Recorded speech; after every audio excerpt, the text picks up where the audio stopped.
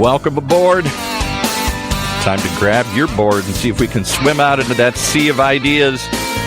See if we can see that sales pipeline starting to curl up here. I love those California images. I don't know if anybody gets them but me here. But, a sales pipeline, it sort of emerges out of the ocean of ideas, doesn't it? I think if you talk to any veteran sales rep, and I don't believe that any of them think the sales pipeline just emerges, Paul. It just appears. It sort of rises up out of the foam.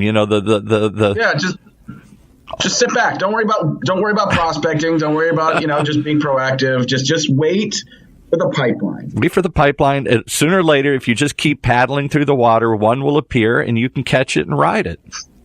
See, it's spoken like a true Southern Californian. Just don't worry about it. It's all good. I'm gonna go sit at the beach for a while. And when I come back, there'll be pipelines. There'll be pipelines, and I'll just ride along, and I'll do well, and then it'll eventually dry off, and I'll go and get a burger, get a beer, and I'll come back, and another one will appear here. So I think our guest today, who is the CEO co-founder of a fast-growing startup, probably violently disagrees with the perspective that we are assuming is the truth here today. But how's the weather? I think last couple times we've talked, we were dealing with beach drizzle. Things a little better today? Don't go there. Don't go there. We're suicidal. It's gone on for 2 months on and off. This has never happened in all the 30 years I've lived in LA. It gets bright for a day, and then we're back to overcast and drizzly today. We're absolutely suicidal. About the drought. You complain about the drought, and you complain about the water. I don't know. You still get to live in a beautiful place. You know what's funny, and I know you want to jump into your show here, but one of the things I've always loved about Southern California is people will debate within themselves. If you live on the other side of the mountain in Temecula, oh, that's the perfect weather. No, if you live in San Diego, no, we even argue about little microclimates here. We're always debating, trying to find that perfect, like the perfect wave. We're trying to find the perfect place. Perfect wave, the perfect pipeline. We're always seeking perfection. Life is not a destination, Paul. It is a journey. And that is what we're doing here today, just like every week on Sales Pipeline Radio. Thanks, everyone, for joining us to another episode. If you're listening live on the Sales Funnel Media Radio Network and you haven't turned off already, thank you for sticking with us and joining us for another episode. And for everyone who's subscribing to us on the podcast feed, thanks so much for joining us. Our numbers continue to grow. It's really, it's gratifying and humbling to see the number of people that we're driving into Sales Pipeline. I think we were up to like 75,000 downloads. It's amazing. So thank you so much for everyone for joining us. And every episode, if you want to catch up over the last 150 episodes, just like you're catching up on Game of Thrones, getting ready for the premiere, if you want to catch up on every past episode of Sales Pipeline Radio, past, present, and future, you can find them all at salespipelineradio.com. We are featuring every week some of the best and brightest minds in B2B sales and marketing. Today is absolutely no different. Very, very excited to have joining us today the CEO, co-founder of SketchDeck, Christopher Finneral. Christopher, thanks so much for joining us. Thanks for having me, Matt. So let's talk about this idea that the sales pipeline just appears over the horizon. In your experience as a serial entrepreneur, is sales pipeline development that easy? It's prospecting, generating leads is always something which requires work. Even if you have something that's awesome that everyone wants, you need to really educate your market, educate the leads, and put a lot of work into that. I was actually reading a quote recently that was saying, especially for startups, people always they always overestimate how hard it is to build the product and underestimate actually how much effort it is to acquire customers. And I think that's very true. It takes a lot of work to get your pipeline and get lots of customers for your product. I love that quote. That people overestimate what it takes to get a product to market and underestimate what it takes to sell it.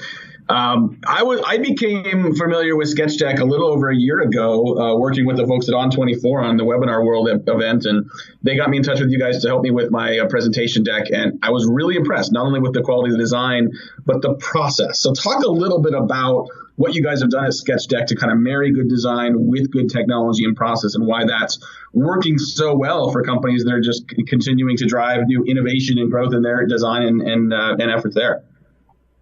Stepping back a little bit and giving some context. So, SketchDeck, we focus on companies' everyday design needs. This term everyday design was something we coined to really reflect the things which are not those really enormous projects that you want to spend, tens of thousands or hundreds of thousands of dollars on in some cases, that you might work with a specialist boutique agency or a brand agency, but really focusing on those things which come up every day, as the name implies. And what we realized about these types of needs, and these are things like presentations, reports, white papers, social media ads, there's so many things which a business needs pretty frequently that's visual, is that, there's lots of them. And, often they come with quick turnaround time needs, budget constraints. The actual needs around these type of design is different. So if you're thinking about this one ginormous project where you've got months to spend on it and, tens of thousands of dollars potentially. So with this in mind, we realized that you actually didn't just need a team of designers. You actually needed to have a way of managing this efficiently so that we could deliver projects quickly within the right budget and at the right quality. So that's really what we've done with SketchDeck. We have this awesome team of designers that are all around the world that work with you. And we have a software platform that actually makes the whole process really easy. So it starts from how you create a brief for a project. You have this really nice online ordering experience where you can describe the project. It prices it out for you. And then you have a really great feedback exchange system where you kind of see your design inside the browser and you can give feedback directly on top of the design, add your colleagues in to share and collaborate. And then finally kind of bringing everything together in one really nice interface where all of the design projects that you've worked on with us live together, and you can easily find that project that you did last year rather than trying to search back through your email, which is the way it often happens today. So we really kind of believe in this marriage of both really talented designers and this powerful platform to deliver these everyday design needs.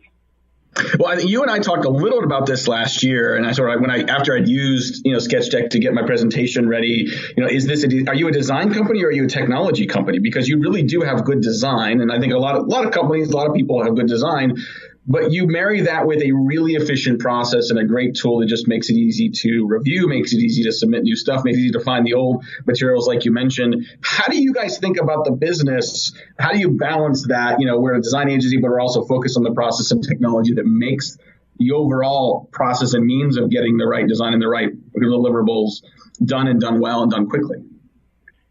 Educating the market is very important, and that's something we've had to do because we truly see ourselves as both. We really do see ourselves as a software company and a design company, and that's what makes us unique. There's lots of our companies that we work with. There's a bit of education up front because they're saying like, well, normally when we work with a design agency, it's all only design, nothing else. But we're like, yes, we have design, but the platform is a crucial component to it too. So honestly, we really see ourselves as both of those things coming together. And that's really what makes us unique and able to offer something that's quite different to traditional services, which are just focused on design, or, some platforms that are, only about the platform, but you need to bring designers on board yourself. Love it. We're talking today on Sales Pipeline Radio with Christopher Finneral. He's the CEO, co-founder of SketchDeck. And, we're talking a lot about the intersection between design and technology. And because most of our audience is in the B2B space, we need to qualify what's the difference between design and B2B design. And eventually I want to talk about the blueprint for B2B design you guys have. You got some ebooks around it as well. I think a lot of hardcore pipeline marketers think, design oftentimes can get a little too whimsical, a little too focused on winning awards versus driving conversions. What's the perspective you guys have that makes B2B design different and unique? Yeah, and I think it comes from that starting point, which is I think there is still a perception that design is something which is only important in B2C and B2B doesn't need to worry about design. And I think we're seeing that that's changing a lot. The first thing I'd say is there's been growing research in this area around the impact that design has. The fact that design can have, real impact on the bottom line of companies. I think recently there was a report out from McKinsey and company that referenced this exact piece, and it was talking about companies in all industries. I think they had things like professional services and oil and gas, furthest away from B2C as you can think. They were having, design companies that invested in and focused on design were having, revenue impacts of upwards of 10% in comparison to their peers. So, thinking about design for B2B companies is now something which we're starting to prove out that there is real value to a company in doing this. And my perspective on, what's causing this and what's driving this is actually the fact that, millennials, are now very dominant in the workplace, and they grew up in the 90s with being surrounded by, good product design in the B2C space. And now, they have a strong connection with good design. They make decisions based on things that they like and like the look of. And now these millennials are in decision-making positions in companies, and they're applying that same design aesthetic that they grew up with into their B2B decision-making. And it's true, people now in making B2B decisions are choosing vendors that they want to work with based on how they feel about that vendor, and do they like what they see from their brand. And brand obviously is tied up immensely in the visual aesthetic that's coming across. So really, B2B design is definitely something that people need to take seriously now. I think it's going to continue to grow in importance. I would agree. I think it's always been really important. I think, buildings don't write checks, people do. And I think people, like you said, appreciate good design. Design, implies clarity and confidence. And I think it can differentiate you from others. I think that, I think a lot of B2B marketers recently, maybe that are more focused on pipeline, may be wondering, where's the intersection between design and performance, right? Design that actually sort of creates a level of confidence and differentiation and even beauty in a B2B audience, all of which are important. But that also, if we're thinking about, tactical design elements like emails, like landing pages, how do you connect, how do you create something that is great design, but also drives performance, to a pipeline or to a math-driven marketer? When I come back to the fact that, one of the things that we focus on with everyday design is this ability to deliver things quickly and within the right budget.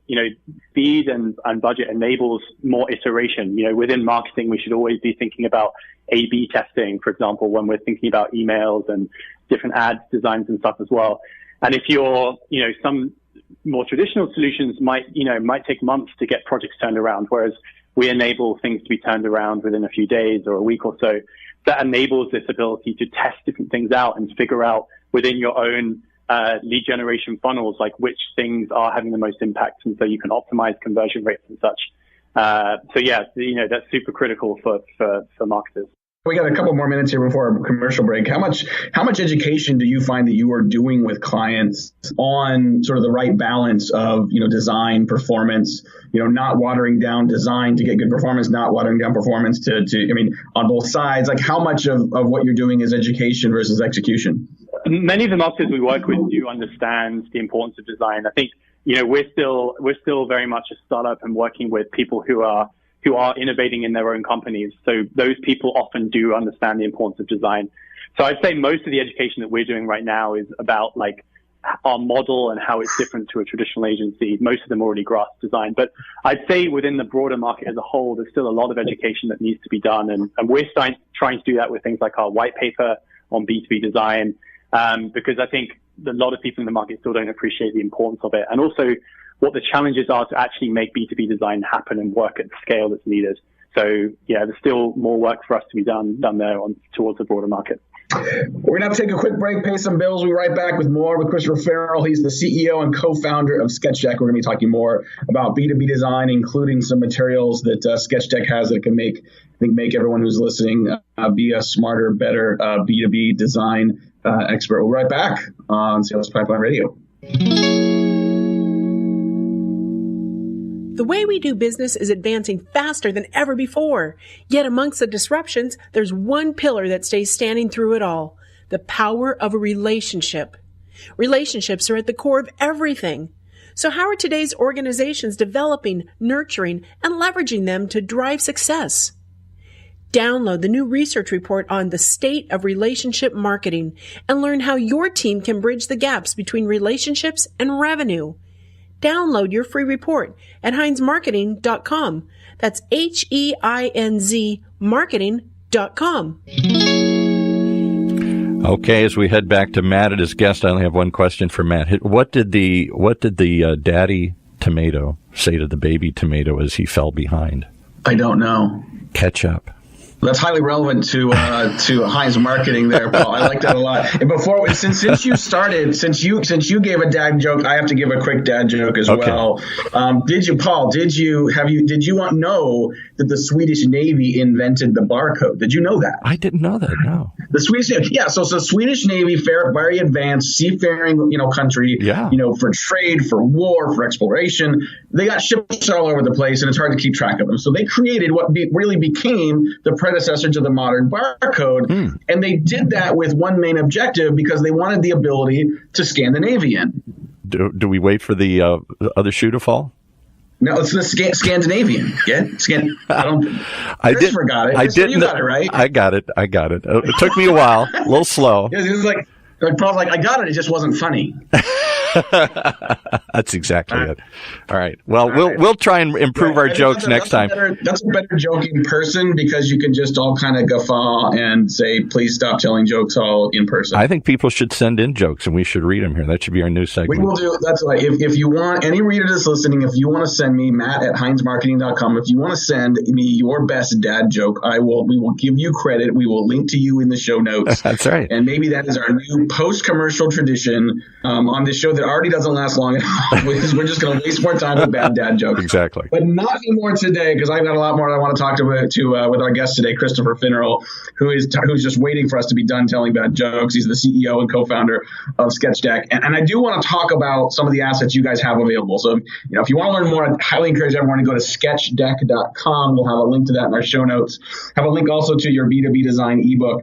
But I also want to talk about the something you put together called the Blueprint for B2B Design. Talk a little bit about what that is and why B2B marketers and sales professionals, quite frankly, should be going to get a copy of that. Yeah, sure. So what we did with this white paper is we really wanted to take a look at what design looks like inside B2B organizations. So it covers a little bit of things we've talked about so far, initially about the importance of design. And, I mentioned already some of that research that points towards the actual impact that design has inside B2B organizations. So that's kind of where it begins. And then it talks about what are the challenges inside organizations to getting design happening? Because, we see lots of organizations who start to care about design, but they still struggle. And one of the concepts we introduce here is what we've called the B2B design pyramid. So we really break down the needs of design inside an organization into three components. If you kind of have in your head a pyramid or a triangle, we break it down to this top section, which we think of as brand strategy. So this is the real tip, the most high-profile part of a brand, and it's about of designing an organization. And it's really about defining the look and feel of that organization. It's your logo, it's your color palettes, it's your kind of visual kind of storytelling that you're doing. It really defines what that brand is, and that's really at the top.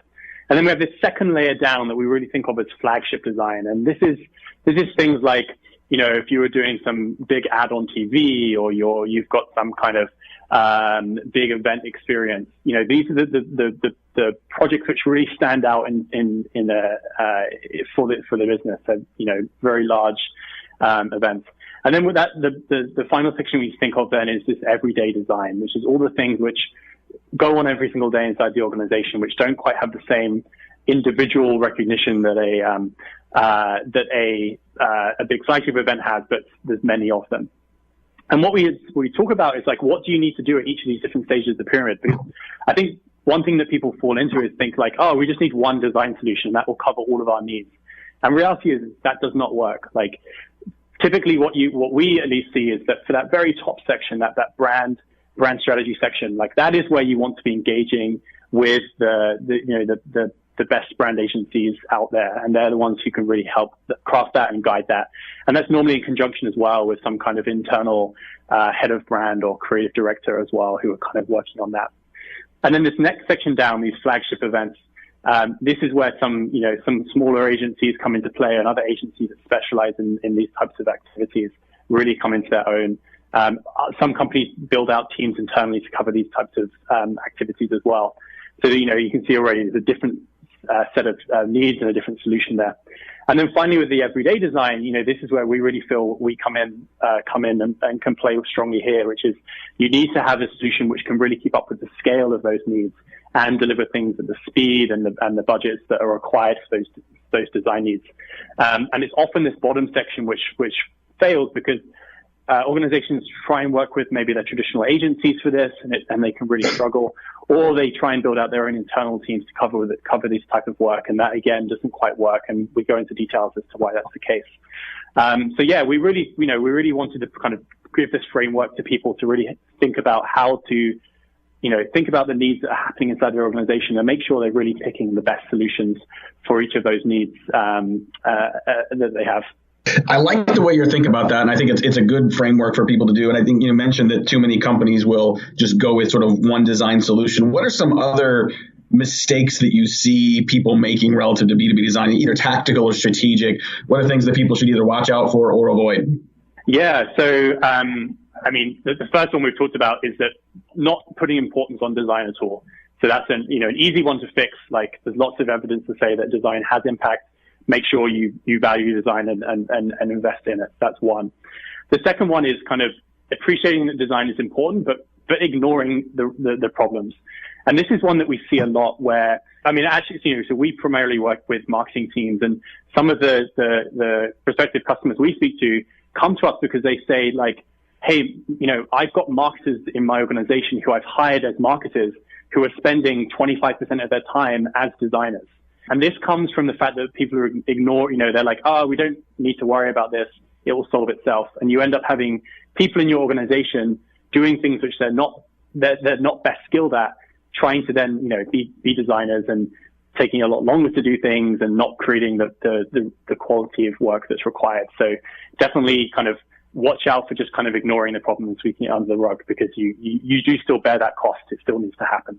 And then the other thing we see is that people cut programs that should happen. Like they're not doing enough A/B testing on things. They're cutting back on brands when they really should be thinking about things that need brand and redesign. So, actually cutting back on marketing activities to try and, save what they need to be spending on design. So those are three mistakes that we often see. Love it. Well, we've only just got a couple more minutes here with Chris Finneral. He is the CEO, co-founder of SketchDeck. He is a serial entrepreneur, has been doing this for a while. We'll spend some time at McKinsey before that. And just curious, in your career, who are some of the people that you have learned from, that you have benefited the most from? Professors, authors, speakers, alive or dead. Who are some folks that have been a big impact on your life and career, and you might recommend other people check out as well? Yeah, great question. So I'm actually going to talk to some organizations more than specific people. So, McKinsey experience taught me a lot about how businesses at the biggest level inside, the US and the UK, where I was from originally, how they operate. And you kind of really opens your eyes to kind of how things operate and things that are broken. And I think that's really, really cool experience I had. We actually took SketchDeck through Y Combinator, which was a startup accelerator out here in Silicon Valley. And that really taught me a lot about how to start a company, getting real focus on product market fit, focusing on fast iteration and really getting feedback from your customers early on. And a lot of that, a lot of those thoughts and thinking has really come into how we've built and grown SketchDeck.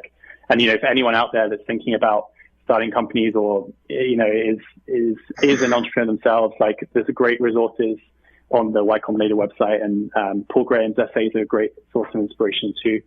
Those are a couple of places that have really kind of helped me as I've been building SketchDeck and growing my entrepreneurial career. If we had another half hour and spend a lot more time talking about just the entrepreneurial journey, I think it's unique to those of us that have, built and grown businesses, but there's an awful lot to learn there for anyone that is just building their career, especially those in sales and marketing. And, you started the conversation by talking about the overinvestment in product and the underinvestment or the underappreciation and what it takes to sell it. I think is alone very good advice. So, I want to thank again our guest today. We've been talking with Chris Finneral. He's the CEO and co-founder at SketchDeck. Check him out at SketchDeck.com. We'll have links to the B2B design ebook as well as the blueprint for B2B design up there.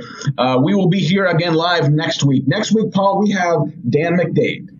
I consider him not the godfather, maybe the dean of B2B sales development. He is, if I were to get that question, Paul, of who are the people that have influenced you the most, I have learned more about B2B sales and sales development from Dan than almost anyone else, and just a solid human being to add on top of that. So next week we'll have Dan McDade joining us to make sure you don't miss that. But for today, we are unfortunately out of time. Thank you, Christopher, for joining us. For my great producer, Paul, this is Matt Hines. Thank you for joining us on another episode of Sales Pipeline Radio. You've been surfing the sales pipeline today with the Silver Surfer himself, Matt Hines from Hines Marketing, right here on the Funnel Radio channel for at-work listeners like you.